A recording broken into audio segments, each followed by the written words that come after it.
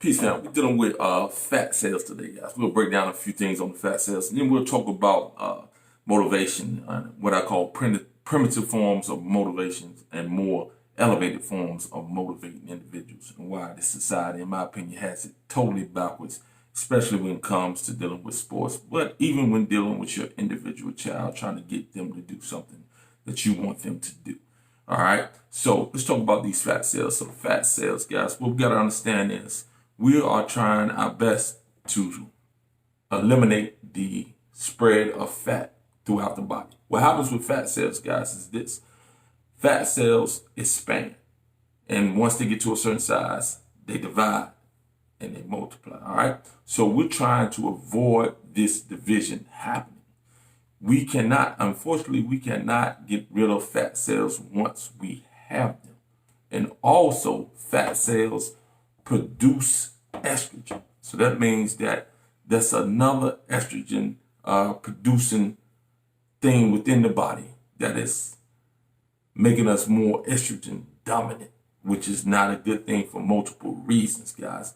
Also, we have to understand that we want to balance out certain things in order to minimize the fat and the growth of fat. So you want to look at it in this way. Fat cells can expand and divide, or they can shrink if we're doing the right thing when it comes to our nutrition, our lifestyle, all those things that surround our body's ability to recover, to rest, and to burn fat. All right. So lifestyle, exercise, nutrition.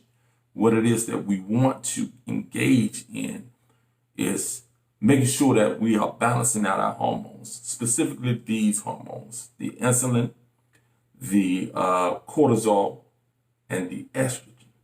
And we want to lower stress. Stress is a big factor, especially in the release of cortisol. So again, balancing out our stress levels, our cortisol, our insulin, and our estrogen goes a long way in ensuring that the body will give itself the best chance of burning that fat instead of putting on more fat and producing more estrogen. So again, it's a vicious cycle that we're stuck in. So we have to realize what it is that we have to do.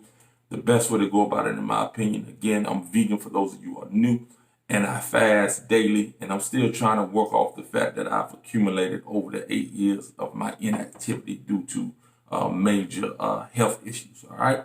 So it's a slow process. But at the end of the day, intermittent fasting, if you're going to intermittent fast, which I think is the natural way to go about entering into ketosis, also, what you want to do is, during that fasting time, you want to take in herbal teas, guys. We mentioned this in the video earlier. Taking those herbal teas to help to offset cortisol spikes, because this can happen within the time frame that you are fasting. So it appears that the herbal teas, the common herbal teas like the chamomile, etc., go a long way in helping to reduce and relax the body so it can reduce the cortisol levels, all right? Also, that CBD oil would be a great balancer in helping to lower cortisol because it calms the body, calms the system, all right? Again, you know, you got you got many types of CBD oil, but you have the full spectrum, which is the best, but it contains the THC trace amounts. And then you have the broad spectrum, which contains all of the cannabinoids as the full spectrum, absent the THC. All right, now let's deal with this motivation, guys, real quick. We're not going to stay long with this because I know you like to move on. You don't like to hear me, but so long, so I'm going to keep it sweet and short on this one as well. Motivation, guys. I was thinking about this today because I got a text from one of my clients, and I'm training their sons. And everybody in this society thinks that individuals have to be pushed in a certain way in order to get the most out of them. You have to be able to read individuals, and you have to be able to understand what's going to motivate them without being overbearing. And just for a note, I believe that the yelling and all that foolishness that is used by coaches to motivate, coaches and parents to motivate their child or anybody else to do more, is the most primitive form of motivation. Meaning that If you have to rely on yelling at somebody in order to motivate them to do something in a sport, then you are still operating from the most primitive platform of the human existence. All right. Again, it does work to a certain extent, but who in their right mind wants to be yelled at in order to do something? You understand? They may do that 1, 2, 3 times, but eventually they're going to get tired of being yelled at, trying to get them and motivate them to do something. So a more higher, more profound philosophy is to understand how to motivate individuals without yelling at them, without berating them, without belittling them, in order to try to get them to do something that would be beneficial for them in the long run.